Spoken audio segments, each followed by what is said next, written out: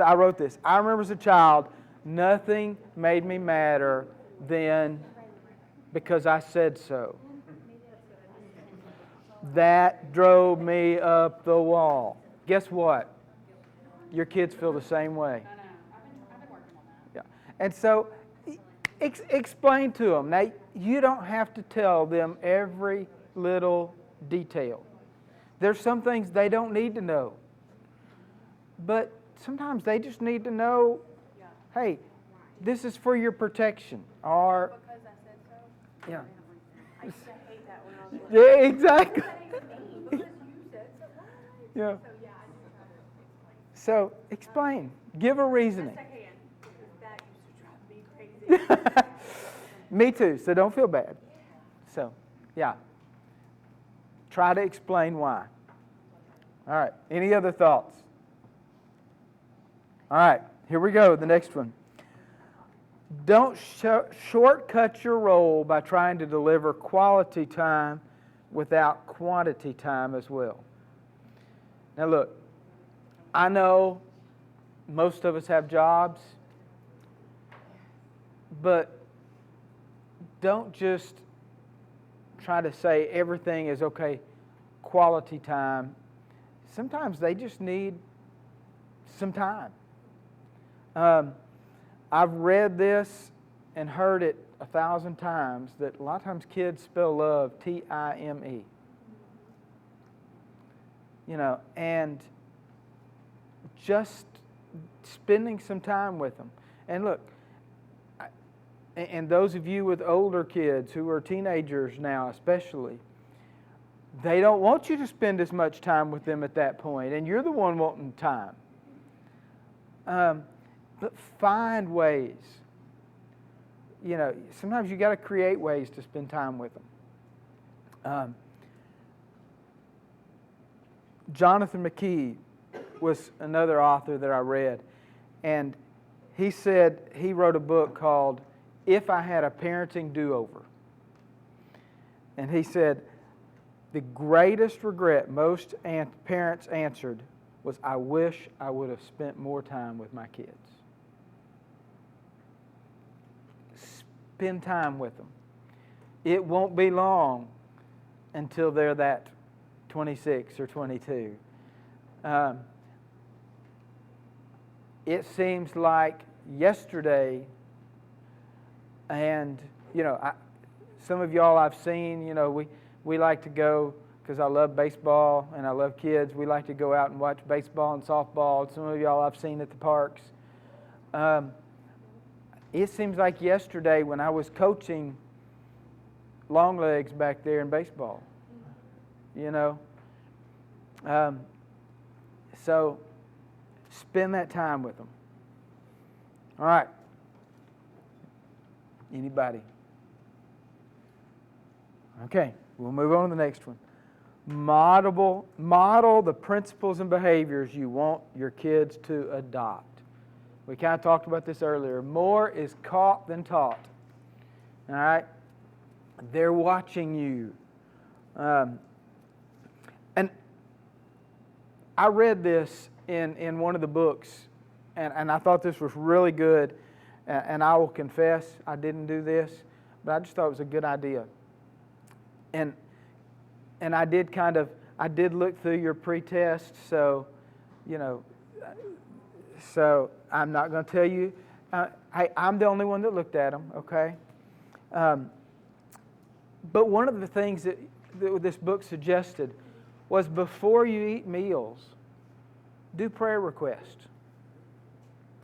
You know, ask your kids if they have something or somebody that they need to pray for. And then pray before your meals. Now, I'm sure a lot of us pray before our meals, but it's just a blessing over the food. But what if you actually had a little bit of time and prayed for somebody or something, or, you know, maybe they've got a big test at school tomorrow, or, you know, anything like that. But take prayer requests before a meal. And here's another thing, and this is something that I've tried to practice in my life. and this is not necessarily before the meals, but it deals with prayer, is when somebody comes to you with a prayer request, don't just say, I'll pray for you. Do it. Do it then. Because how many times does somebody say, hey, would you pray for me or pray for this?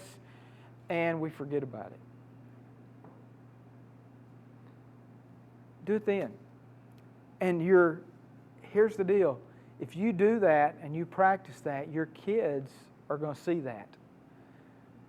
And think of the example of a compassionate person they will have seen. All right, this next one is not always easy. It's short, but not easy. Be consistent. I'm going to go back to when I coached baseball, when Sean was playing baseball. And I know, Alicia, you coach softball, so I bet you would be in the same boat. I could deal with an umpire that was bad if they were consistently bad. If they called strikes that were balls on both teams. But if their strike zone changed every inning, I had problems with them. And I would usually let them know.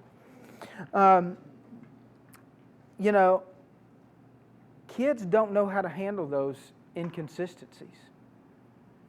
If you are one way in the morning and a different way at night, or one way today and another day tomorrow, they don't know how to respond. They don't know, okay, how are they going to be today? So be consistent. All right, the last one here.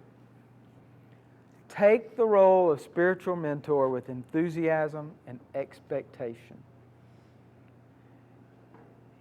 Whether we want it or not, we are actually spiritual mentors to our kids. And we need to be excited about it. This needs to be something that we should be encouraged about. I get to help lead my kids to Christ. I get to tell my kids about Jesus. There's different things I can do to point them to Jesus.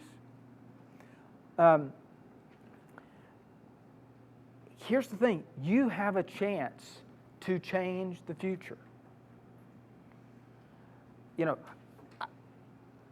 We talked about when your kids get older. Here's the deal, though. We don't know. We live in a crazy world. But who is going to potentially change that crazy world?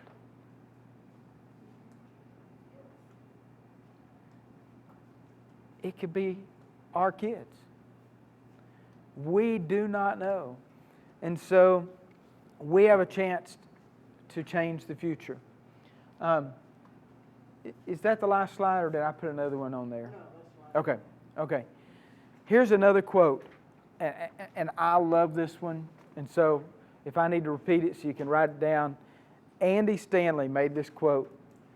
It says, "Your greatest contribution to the kingdom of God may not be something you do, but someone you raise."